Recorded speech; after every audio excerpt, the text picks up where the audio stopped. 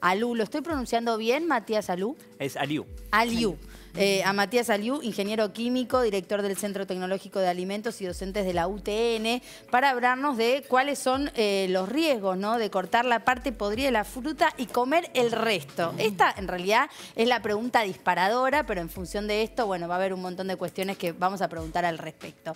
Comenzando por ese disparador, digo, hay mucho que se le pudre o la fruta entera o una partecita. ¿Está bien cortar y comer el resto o está mal? Lo ideal es que no. En realidad no es recomendable porque cuando nosotros logramos observar que hay un crecimiento microbiano en una parte de ya sea una fruta o lo que queramos consumir, nos está indicando que ese alimento está sufriendo ya un proceso de alteración que empieza a ser el inicio de una putrefacción. Cuando nosotros observamos que en una parte del alimento hay un crecimiento microbiano que ya es visible, nos está indicando que lo recomendable es que no. Chau.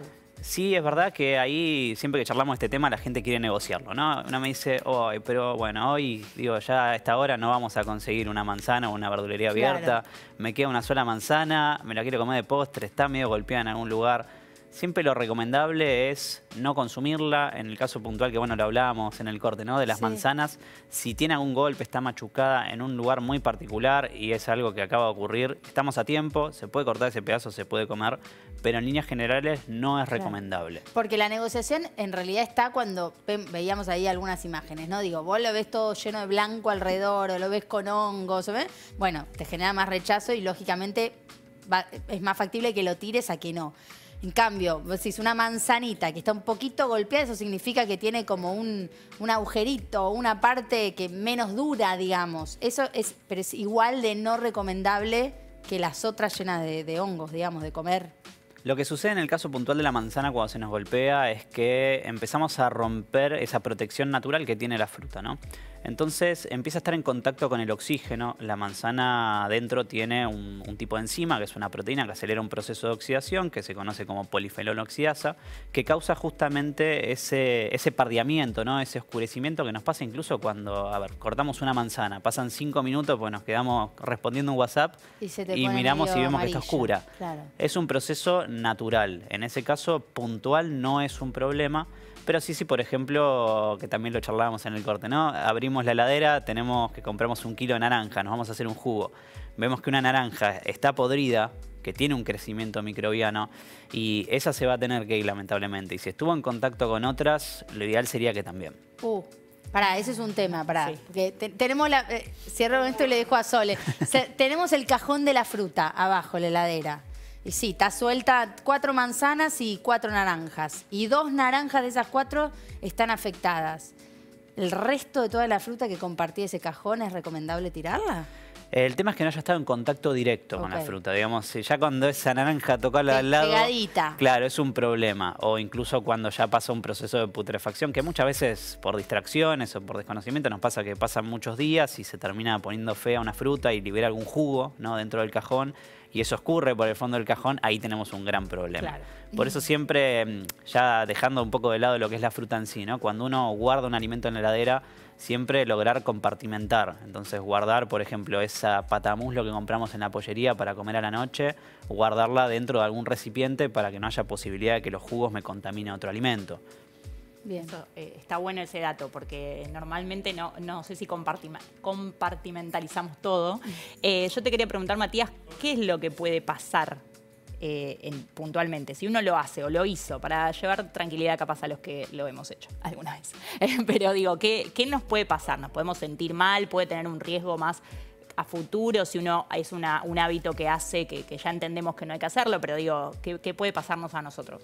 Bueno, es un tema extenso, ¿no? Porque va a depender mucho de la naturaleza del alimento y de lo que se conoce en los alimentos como los factores intrínsecos, que es qué tan seguro o qué tan rápido se va a terminar poniendo feo o estropeando un alimento, ¿no? Como por ejemplo, cuando uno habla del pH, que es una escala de acidez del alimento, uno piensa en un limón o en un pedazo de carne, y si los dejo afuera de la heladera, el pedazo de carne se va a terminar estropeando más rápido que el limón, porque el limón tiene ese factor intrínseco que lo protege durante más tiempo, o mejor dicho, de una mayor cantidad de microorganismos. Entonces nos da un cierto grado mayor de seguridad. Eso es lo que ocurre por un lado. Después, cuando uno consume alguna fruta que está en mal estado, lógicamente, más allá de que no sea recomendable, hay que tener en cuenta esto, ¿no? ¿Cuál es el grado de seguridad que tengo? Digo, si es una manzana que la tengo hace 3 semanas afuera de la heladera, claramente ya no va a estar en un estado de conservación adecuado, porque esto que hablamos al principio, uno ve una alteración en el alimento, pero muchas veces no la ve. Y ahí está el problema, porque hay diferentes categorías de microorganismos. Uno puede hablar de microorganismos alterantes, que son estos que nosotros a simple vista, como bueno vemos en alguna de las imágenes que están mostrando, vemos que sufre una alteración el alimento y que me está indicando, me está avisando que ese alimento ya empezó este proceso de putrefacción y que ya no es recomendable consumirlo. Pero también tenemos microorganismos que son más complicados, que son los patógenos, que son estos que nos van a causar alguna enfermedad, como por ejemplo pensar en cepas específicas de Escherichia coli que nos pueden causar síndrome urémico hemolítico, muy común en especial en los chicos muy pequeños, cuando consumen carne que no tiene un correcto grado de cocción, o pensar en salmonela o en diferentes enfermedades que cuando uno mira ese alimento, yo miro una hamburguesa que no está bien cocida y yo no veo que tenga una alteración. No me está avisando que eso me va a hacer mal. Pero empieza a presentar problemas gastrointestinales, vómitos, diarrea, dolor de estómago, ¿no? Estos síntomas muy relacionados con lo que es una intoxicación causada por un alimento. Claro. Mientras vos hablás, en el control quieren seguir negociando el tema del corte y con qué fruta sí, qué fruta no. ¿En qué sentido? Por ejemplo, dicen, bueno, pero si hago un corte, imaginemos una manzana, una naranja que tiene una parte podrida. Un corte bien separado de lo otro y lo otro está visiblemente sano, muy distinto a lo que era ese pedacito podrido. Seguimos insistiendo en que no, digo, para que le quede claro a la gente del control y a los del otro lado también. O sea, yo recomiendo que no, después va en el criterio y en la seguridad de cada uno. Claro. Digamos, yo puedo saltar de un avión con paracaídas o sin. Ok, y todo lo que tenga contacto con esa parte, digamos, afectada. Otra duda que tenían detrás de cámara, digo, guardaste efectivamente en un recipiente, ahí la tarea la hiciste bien. Guardaste separada, digamos, la fruta que no tenga contacto con otra cosa, pero se te pudrió la fruta en ese recipiente. La tirás y ese recipiente hay que higienizarlo, hay que lavarlo. Siempre hay que lavarlo para evitar que después cuando pongamos nuevamente las frutas que eran sanas no tengan una recontaminación justamente con el recipiente que quedó sucio. Bien. Y cuando se cae algo al piso, bueno, ¿podemos pasar a esa duda? Sí, ¿Qué hacemos cuando se cae algo al piso? ¿Hay un cierto tiempo en el que si no pasa ese tiempo no estamos en riesgo? ¿Eso es un mito? Es completamente un mito y me reía porque hace un tiempo de pronto transcurrió esto de la regla de los 5 segundos. A mí se me cae un alimento, lo levanto rápido porque las bacterias dicen, no, 1, 2, no, eso no sucede. Las bacterias no esperan, ¿sí? Cuando uno de pronto hace un análisis microbiológico de una superficie, es el famoso hisopado, ¿no? Donde pasamos con un hisopo en una superficie, pasamos en una placa de Petri y vemos qué crecimiento microbiano tuvo. No esperamos 5 segundos con el hisopo. Eso nos está indicando que las bacterias no van a esperar, no tienen ese tiempo de espera. Desde el momento que a mí algo se me cayó al piso, eso ya se contamina. Y va más allá de que el piso esté limpio o no, porque hay una gran diferencia entre lo que es la limpieza y la sanitización. Yo puedo, por ejemplo, limpiar la olla con la que cociné un arroz, pero después no le pulverizo alcohol al 70. Entonces, en realidad, esa olla tiene bacterias en su superficie.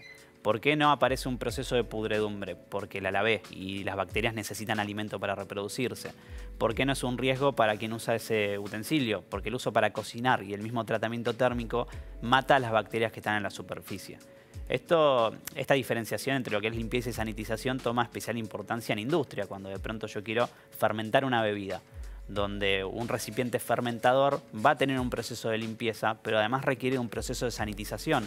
Porque cuando yo lo cargo con, por ejemplo, un mosto para fermentar una cerveza, eso es un alimento muy rico para cualquier microorganismo. Quien fabrica cerveza quiere que crezca la levadura que va a fabricar la cerveza.